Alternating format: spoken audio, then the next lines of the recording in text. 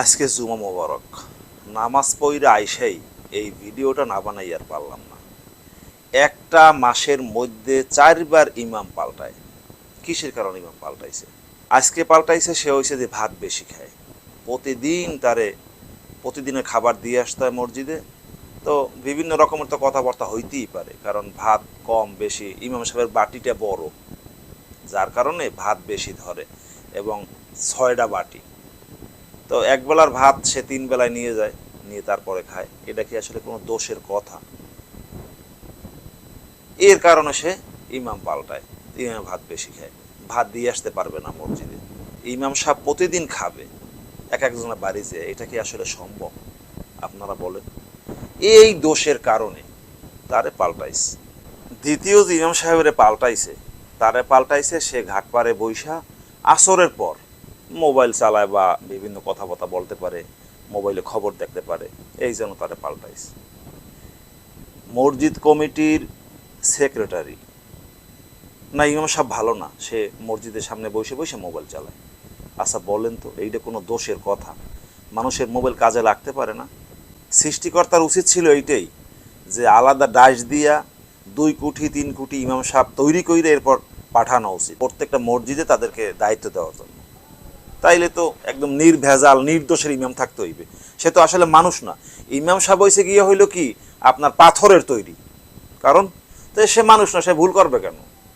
এই চিন্তা চেতনা মসজিদ কমিটির এবং আপনার যারা আমরা মুসল্লি আছি, সে ফেরেস্তা থাকবে, তার কোনো দোষ থাকবে না, সে উপর থেকে নাইমে আসছে, তার কোনো দোষ থাকবে না, তাহলে সে হবে কি ইমাম সাহেব?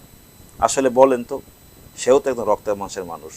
কোন এলাকার কোন মসজিদ এইটা আমি বলতে চাই না, কারণ মানিজ্জাত সবার আছে, সবাই এলাকারই আছে। 3 নাম্বার যারে চেঞ্জ করা হয়েছে ইমাম সাহেব, তার দোষ ছিল সবচাইতে বড় দোষ।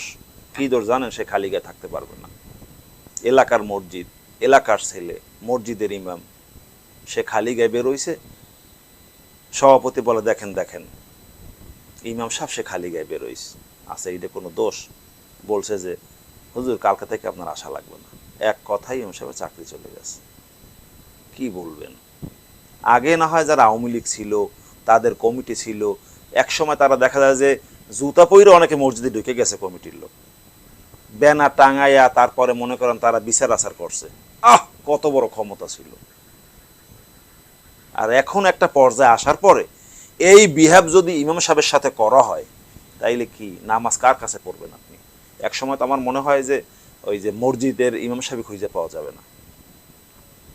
4 নাম্বারের যে ইমাম সাহেব ছিল, তাকে ছোট্ট একটা কথার কারণে চেঞ্জ করছে। আচ্ছা মানুষ বলেন তো, মানুষ ভুল করতে পারে না?